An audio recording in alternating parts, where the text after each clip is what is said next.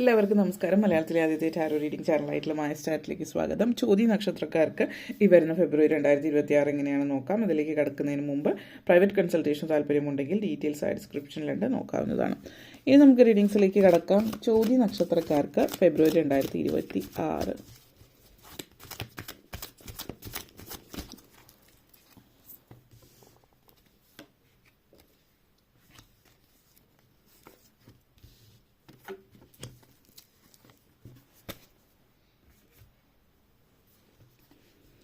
Seven of Wands, Two of Wands, Ten of Wands, Eight of Pentacles, Ace of Pentacles, Lovers energy. നിങ്ങളെ സംബന്ധിച്ചിടത്തോളം ആദ്യം തന്നെ 7 of Wands energy connections ആണ്. ഈ ഒരു മാസം നിങ്ങൾ പൊതുവേ വളരെയധികം പല കാര്യങ്ങളും സംയമനം പാലിച്ച് ചെയ്യുന്ന ഒരു സാഹചര്യമാണ്.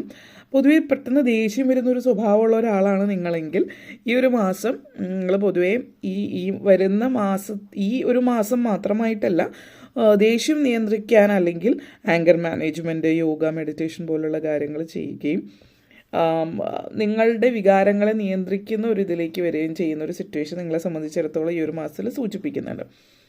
അപ്പോൾ ഒന്ന് നിങ്ങളെ സംബന്ധിച്ചിടത്തോളം നിങ്ങളുടെ ഒരു എനർജി എന്ന് പറയുന്നത് വളരെയധികം പോസിറ്റീവായിട്ട് മാറുകയും നിങ്ങളുടെ ഉള്ളിലുള്ള ആ ഒരു നെഗറ്റിവിറ്റി നിങ്ങളിൽ നിന്ന് മാറിപ്പോവുകയും ചെയ്യുന്നു എന്നുള്ളതാണ് ഇത് സൂചിപ്പിക്കുന്നത്.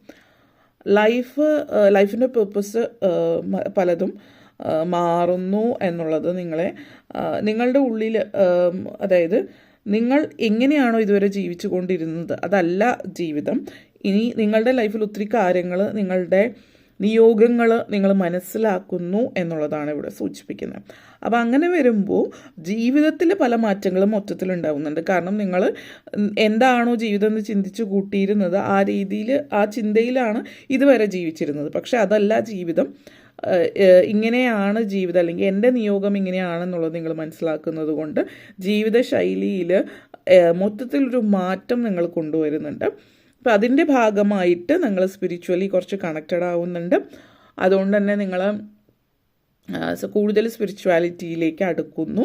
അപ്പോൾ നിങ്ങളുടെ ജീവിതചര്യകളിൽ മാറ്റം വരുന്നു. ഈവൻ രാവിലെ എഴുന്നേൽക്കുന്നത്, വൈകുന്നേരം നേരത്തെ കിടക്കുന്നത്, അങ്ങനെയൊക്കെയുള്ള കാര്യങ്ങളിലുള്ള കൊച്ചു കൊച്ചു മാറ്റങ്ങൾ ആദ്യമേ നിങ്ങൾ കൊണ്ടുവരുന്നുണ്ട്. പതുക്കെ ലൈഫിൽ ഒരു ഡിസിപ്ലിൻ കൊണ്ടുവരുന്നു എന്നുള്ളതും ഇവിടെ സൂചിപ്പിക്കുന്നുണ്ട് നിങ്ങളെ സംബന്ധിച്ചിടത്തോളം. കാരണം നിങ്ങൾ ജീവിതചര്യകളിൽ മാറ്റങ്ങൾ വരുത്തുമ്പോൾ നിങ്ങളുടെ ലൈഫ് നിങ്ങൾ വളരെ ഒരു സന്തോഷം ജീവിതത്തിൽ ഫീൽ ചെയ്യാൻ തുടങ്ങുകയാണ്. അപ്പോൾ അതേപോലെ തന്നെ 2 of Wands എനർജിയാണ്. ജീവിതത്തിൽ ഒത്തിരി നാളായിട്ട് കാത്തിരുന്ന കാര്യങ്ങൾ നിങ്ങളിലേക്ക് വരാൻ തുടങ്ങുന്നു എന്നുള്ളതാണ്. നിങ്ങളുടെ ഉള്ളിലുള്ള ആ നെഗറ്റിവിറ്റിയൊക്കെ മാറുമ്പോൾ പോസിറ്റിവിറ്റി ഫീൽ ചെയ്യാൻ തുടങ്ങുന്നു. ഫീൽ ചെയ്യുമ്പോൾ, അതായത് നിങ്ങളിലേക്ക് വരാൻ പോകുന്ന പോസിറ്റീവ് കാര്യങ്ങൾ നിങ്ങൾക്ക് എന്തോ നല്ലത് സംഭവിക്കാൻ പോകുന്നു എന്നുള്ളൊരു ഫീലിംഗ് നിങ്ങളുണ്ടാകുന്നുണ്ട്. അത് തീർച്ചയായിട്ടും ആ ഒരു ഫീലിംഗ് വെറുതെ ഉള്ളൊരു ഫീലിംഗ് മാത്രമല്ല, നിങ്ങൾ ആഗ്രഹിച്ച കാര്യം നടക്കുന്നു എന്നുള്ളതാണ്. ഒത്തിരി നാളായിട്ട് വെയിറ്റ് ചെയ്യുന്നത്, ഇപ്പോൾ റെസിഡൻസ് പെർമിറ്റ്, വിസ വരാനുള്ളത്, ഏതെങ്കിലും രാജ്യത്തേക്ക് കുടിയേറി പാർക്കുന്നതുമായിട്ട് ബന്ധപ്പെടുത്തിയിട്ടുള്ള കാര്യങ്ങൾ, ഡോക്യുമെൻറ്റ്സ് കാര്യങ്ങൾ വെയിറ്റ് ചെയ്യുന്നത് എല്ലാം റെഡിയായി വരുന്നുണ്ട്. വിദ്യാർത്ഥികളെ സംബന്ധിച്ച് വിദേശത്തേക്ക് പഠിക്കാൻ പോകുന്നവരെ സംബന്ധിച്ചൊക്കെ നല്ലൊരു മാസമാണ്. കാരണം ഈ ഒരു മാസം നിങ്ങൾക്ക് ഗുഡ് ന്യൂസ് കേൾക്കുന്ന ഒരു സമയമാണ്. കാത്തിരുന്ന ആ ഒരു കാര്യം ഡ്രീം കം ട്രൂ സമയമാണ്. അപ്പോൾ ആഗ്രഹിച്ച ആ ഒരു കാര്യം, കാത്തിരുന്ന ആ ഒരു കാര്യം നിങ്ങളുടെ ജീവിതത്തിൽ നിങ്ങൾ ഫൈനലി സഫലമാക്കുന്നു എന്നുള്ളതാണ് സൂചിപ്പിക്കുന്നത്. പിന്നെ ചില ആളുകളെ സംബന്ധിച്ച് യാത്രകളാണ്. ഈ യാത്രകൾ വിനോദസഞ്ചാരവുമായിട്ട് അതുപോലുള്ള യാത്രകൾ സാധ്യമാകുന്നു എന്നുള്ളത് സൂചിപ്പിക്കുന്നുണ്ട്.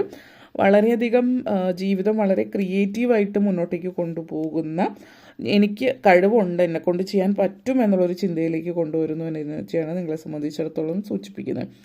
അപ്പോൾ നിങ്ങളായിരിക്കും ഇനി അങ്ങോട്ടേക്ക് പല ഇടങ്ങളിലും, നിങ്ങളുടെ ആ ഒരു സൗഹൃദ കൂട്ടായ്മയിലായിക്കൊള്ളട്ടെ, പലയിടങ്ങളിലും നിങ്ങളായിരിക്കും ഒരു സെൻറ്റർ ഓഫ് അട്രാക്ഷൻ എന്ന് പറയുന്നത്. അപ്പോൾ ഇവിടെ ശ്രദ്ധിക്കേണ്ടുന്ന ഒരു കാര്യം, നമ്മൾ പലപ്പോഴും മറ്റുള്ളവരുടെ കൂട്ടത്തിൽ കൂടാൻ, അവരുടെ കൂടെ ചേരാൻ വേണ്ടിയിട്ട് വി ആക്ട് സ്മോൾ, അതായത് അവർ ചിലപ്പം നമ്മൾ എന്താണ് എന്നുള്ളത് കാണിക്കുമ്പോൾ അവർക്ക് ചിലപ്പോൾ അപകർഷതാബോധം ഉണ്ടാവുന്നു, അവരൊന്നുമല്ല എന്ന് തോന്നലുണ്ടാകുന്നു, അവർക്ക് ഇൻസെക്യൂരിറ്റീസ് ഉണ്ടാകുന്നു. അവരുടെ ഇൻസെക്യൂരിറ്റീസ് ഉണ്ടാവാതിരിക്കാൻ നിങ്ങൾ എന്താണോ അതിൽ നിന്ന് താഴെയായിട്ട് നിങ്ങൾ കാണിക്കുന്നു. അതിൻ്റെ ആവശ്യമില്ല ഒരിക്കലും. അത് നിങ്ങൾക്കൊരിക്കലും നല്ലതിനല്ല എന്നുള്ളത് മനസ്സിലാക്കുക. കാരണം അത് ഒരിക്കലും നിങ്ങളെ സപ്പോർട്ട് ചെയ്യുന്ന ഒരു കാര്യമല്ല. അപ്പോൾ അതാ ഉദ്ദേശിക്കുന്ന മറ്റൊരു കാര്യം എന്ന് പറഞ്ഞാൽ, ചില ബന്ധങ്ങൾ നിങ്ങൾ മുന്നോട്ടേക്ക് പോകുമ്പോൾ അവർ ഇൻസെക്യൂർ ആകുന്നുണ്ടെങ്കിൽ അങ്ങനെയുള്ള ബന്ധങ്ങൾ നിങ്ങൾക്കുള്ളതല്ല. അങ്ങനെയുള്ള ബന്ധങ്ങളിൽ നിന്ന് മാറിപ്പോവുക എന്നുള്ളതാണ്. നമ്മൾ പലപ്പോഴും കേൾക്കുന്ന ഒരു കാര്യമാണ്, ഇപ്പോൾ ഉയരത്തിലേക്ക് പോകുമ്പോൾ പഴയ സൗഹൃദങ്ങൾ മാറുന്നു എന്നുള്ളത്. എല്ലാ അങ്ങനെയുള്ള സൗഹൃദങ്ങളൊന്നും മാറാറില്ല. മെയിനായിട്ട് ഒരു ഭൂരിഭാഗം വരുന്ന ആളുകൾക്ക് ഇൻസെക്യൂരിറ്റീസ് വരും, കൂടെ ഉള്ള ആൾ തന്നെക്കാൾ കുറച്ച് ഒരു പടി ഉയരത്തിലാകുമ്പോൾ. പലപ്പോഴും സംഭവിക്കുന്ന ഒരു കാര്യം എന്ന് പറയുന്നത്, അവർക്ക് നിങ്ങളോടൊപ്പം പിടിച്ചു നിൽക്കാൻ, നിങ്ങളുടെ ഹയർ വൈബ്, നിങ്ങളുടെ ഊർജത്തിനനുസരിച്ച് പിടിച്ചു നിൽക്കാനാവില്ല. അപ്പോൾ അവരുടെ ഉള്ളിൽ വരുന്ന നെഗറ്റീവ് ഫീലിങ്സ് നിങ്ങളെ അവരിൽ നിന്ന് അകറ്റുകയാണ്. അത് മനസ്സിലാക്കുക. മുന്നോട്ടേക്കാണ് പോകുന്നത്, പുറകോട്ടേക്കല്ല.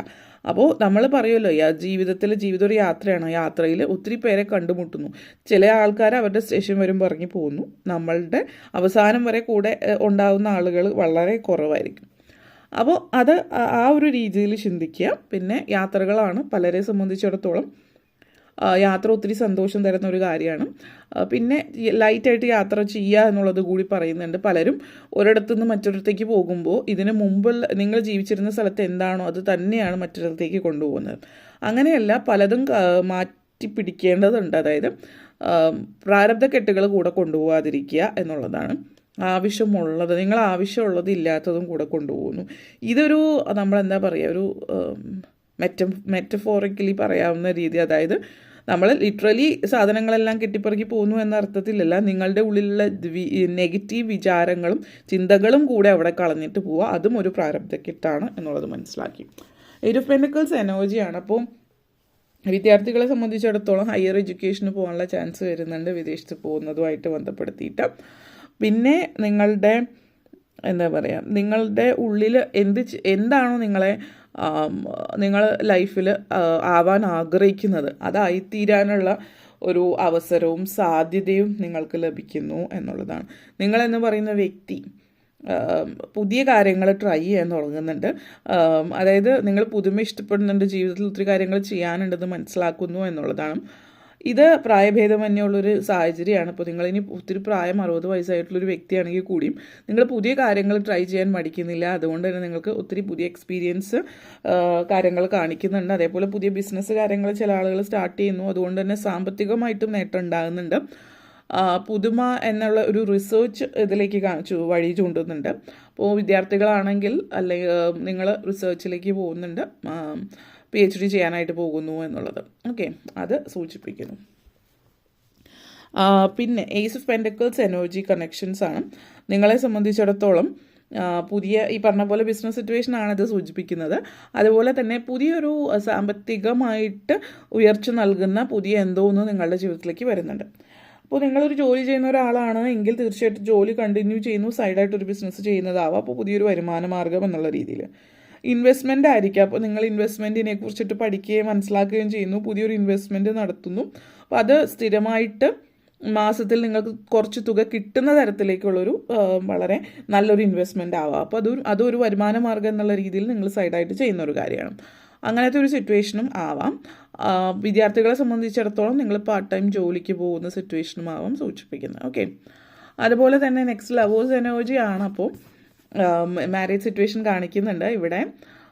പഠിക്കുന്നതുമായിട്ട് ബന്ധപ്പെടുത്തിയിട്ട് കോളേജ് പഠിത്തം, വിദ്യാഭ്യാസ കാലഘട്ടത്തിലൂടെ ഉണ്ടായ ഒരു ബന്ധമാവാം.